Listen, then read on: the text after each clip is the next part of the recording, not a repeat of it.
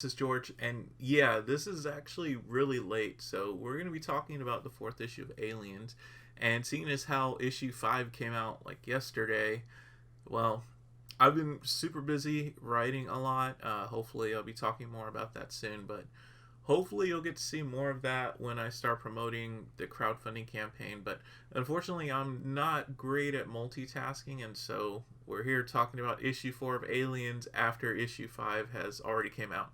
So sorry about the delay. Also, this discussion's definitely going to have a ton of spoilers, so if you don't want to be spoiled, feel free to come back later. So to recap, issue 4, we're following main character Cruz on the near Earth Epsilon station as he desperately tries to find his son and acquire a chest burster specimen before time runs out and the Weyland-Yutani Corporation decides to let the space station fall from orbit and burn up in Earth's atmosphere. And in the climax of the previous issue, Cruz and his security team were rescued from a xenomorph attack by none other than a Bishop model android, the same Bishop model android from the first issue.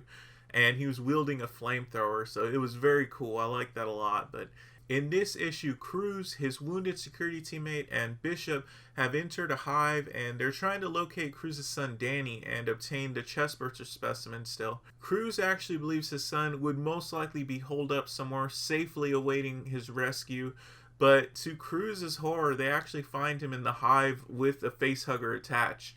And Cruz wants to mercy kill his son and then himself, but he's actually stopped by Bishop and then ambushed by Iris, who decides rather than killing Cruz and the others, she's going to help them rescue Danny. And the group races back to their shuttle, but on their way there, they lose Cruz's security team member, Hamilton, and then the issue ends where they're being attacked by the Alpha alien, and Cruz decides to be a distraction for the Alpha alien to give Iris and Bishop time to get their escape shuttle flight ready. And this issue ends with Cruz on the run carrying his son with the Alpha breaking through the blast doors, and we get a full view of the Alpha alien. So while there's a lot of interesting things happening in this issue, I think the most interesting thing was how Iris is now a wild card. And based on her demeanor in the previous issues, I honestly thought that she didn't harbor any genuine feelings for Danny and was actually only just using him to get intel on Cruz and Weyland-Yutani. But in this issue, we see she actually does, in fact, have genuine feelings for Danny. So much so that when Cruz was ready to mercy kill his son, Iris actually stepped in and made them help her rescue Danny. This issue is filled with a lot of interesting character moments that were a real highlight in this issue, especially seeing Larroca's illustrations. I think he does a fantastic job with the human expressions. I think he's done his best work with the character profiles in this comic. And you get to see a long moment where Cruz is watching Iris fight for his son's life, and it's definitely going to be interesting to see what happens with these characters in the future issues. And I've mentioned in previous videos how I really like how complex Cruz is.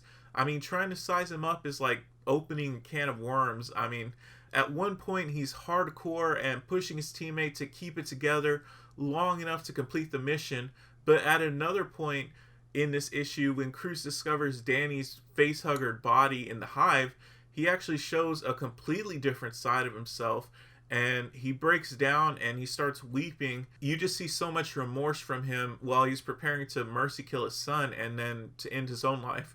He blamed himself for all of the horrible things that happened to their family because of him and his devotion to Weyland-Yutani. I thought this was a genuinely touching moment and that somehow arose from this terrifying situation.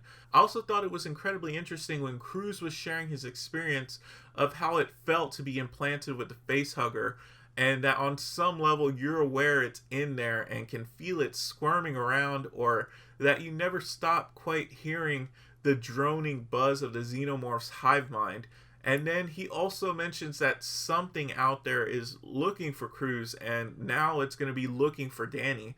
And this is interesting to me because it continues to hint at Cruz's connection to this mysterious being while giving insight into what it's like to survive a facehugger implantation and the lasting effects it has. I'm wondering if this being wants Cruz because he survived the egg implantation, or if he's still somehow special in some other way. And hopefully we'll get more answers in the coming issues, but I think Cruz continues to be one of the most interesting aspects of this new Marvel Alien series, and I can only hope we get to see more of him beyond this initial story arc. I also thought the Bishop model android was another huge wild card.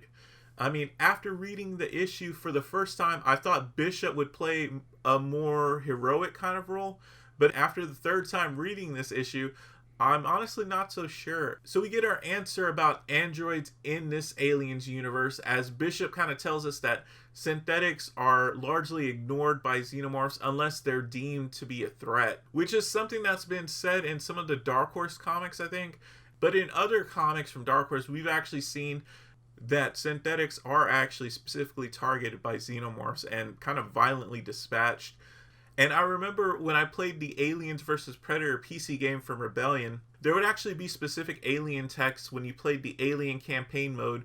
And from the aliens' perspective, it would say to be wary of the synthetics, but always seemed to imply that they were to be dispatched if any chance were given. Even if they weren't really doing anything, you should still try and take them out. And I know there's kind of a video game logic dictating, of course, enemies should be dispatched, but I think it adds to the perspective that synthetics were treated in the lore, both comics and video games, as major targets by aliens, and that they really should be dispatched at any available opportunity, or at least that's how I kind of interpreted it. I think the thing that really has me distrusting Bishop in this issue was how he reacted to Cruz attempting to mercy kill his son. And there actually is an explanation in the comic about Bishop's protocols that actually won't allow him to harm or by inaction allow a human to be harmed. But I still have this feeling that Bishop tried a little too hard to ensure Cruz didn't dispatch Danny.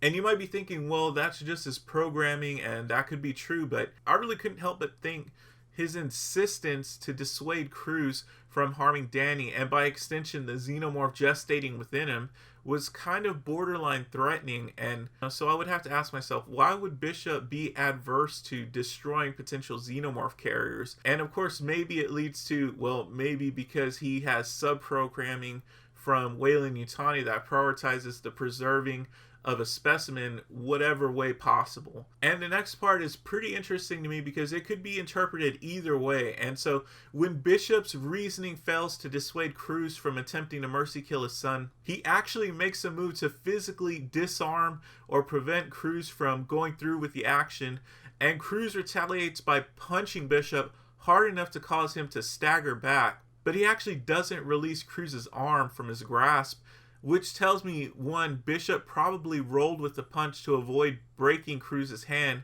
and by extension causing harm to him, because we've seen in the first Alien film just how powerful synthetics are when a flesh and blood human being tries to take one on, as evidenced by when Parker, who is a mountain of a man, he was played by actor Yaphet Kotto, who was 6'3", and Parker was just unable to harm or even prevent the android Ash, played by actor Ian Holm, who was a mere 5'5", from nearly killing Ripley, if you remember that terrifying scene. So I'm honestly not sure where Bishop's loyalties lie. While I do feel uneasy about Bishop's reaction to Cruz trying to mercy kill his son, I actually feel it's more about preservation of the xenomorph specimen rather than preservation of Danny's life.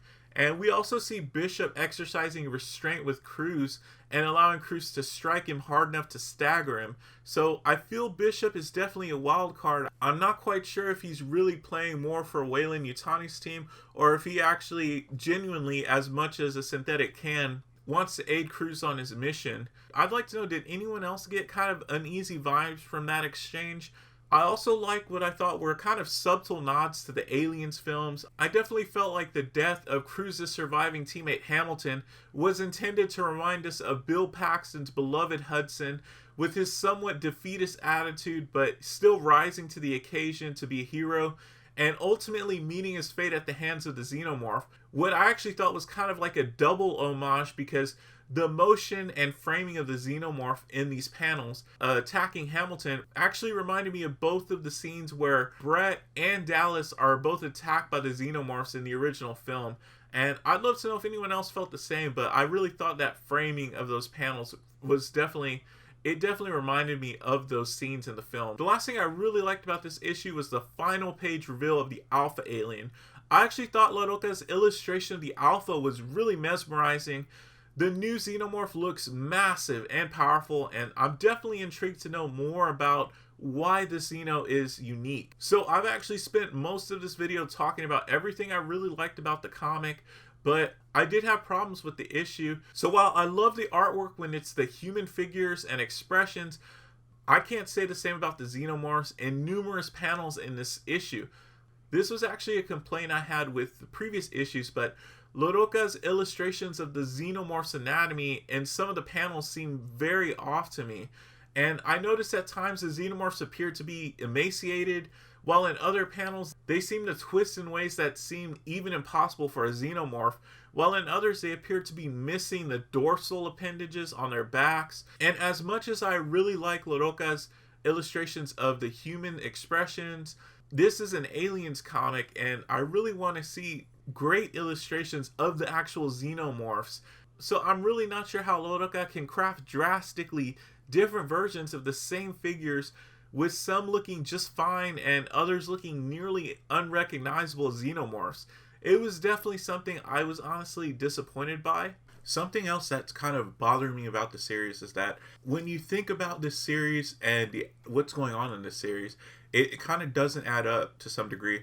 Because when you think about Weyland-Yutani and how they said in the earlier issues that this Xenomorph specimen is of the utmost importance, that they have to obtain this specimen, and if Cruz can't get it, he shouldn't even bother attempting to make a return trip back to Earth. But when you actually look at this mission and you see that it's just Cruz and 2 other security team members who have shown that they're actually not really able to handle this specific situation. And then now on issue 4, when you see that their escape shuttle's not even ready for launch, like, to me, I would be thinking that they would provide Cruz with everything he might need to make the fast get in, get out as quickly as possible. But throughout this series, you've kind of seen that this doesn't really make sense. Like, it's almost like Weyland-Yutani wants Cruz to fail. But if they just wanted him to fail, why would they send him up there? We know they're a shady organization. We know they're an evil corporation. What's to keep them from just executing Cruz on Earth and covering this up, letting the space station fall into Earth's atmosphere and burn up that way, without going through this trouble? And I know, of course, if you're thinking, well, there'd be no story, I'd like to think there's more to it than that, than just Cruz is going there for the sake of the story. But it's just bugging me so much because it's like they're setting him up to fail. I mean, he doesn't have any team, and now we're finding out that their space shuttle's not even ready. To me, I think the best thing they could have done, if he is going in light with just that 2-man team, they should have like a shuttle waiting for him outside the space station. That way, there's no way the Xenomorphs can get to it. But whenever Cruz needs them, assuming Cruz survived, it could just dock quick enough for Cruz to get on, and hopefully they could avoid a Xenomorph jumping on and attacking their escape shuttle. But I don't know if anyone else thinks that. It just seemed kind of really odd to me that Cruz is really so unprepared for this. And just think, what if the Bishop model android had not survived and had not joined Cruz?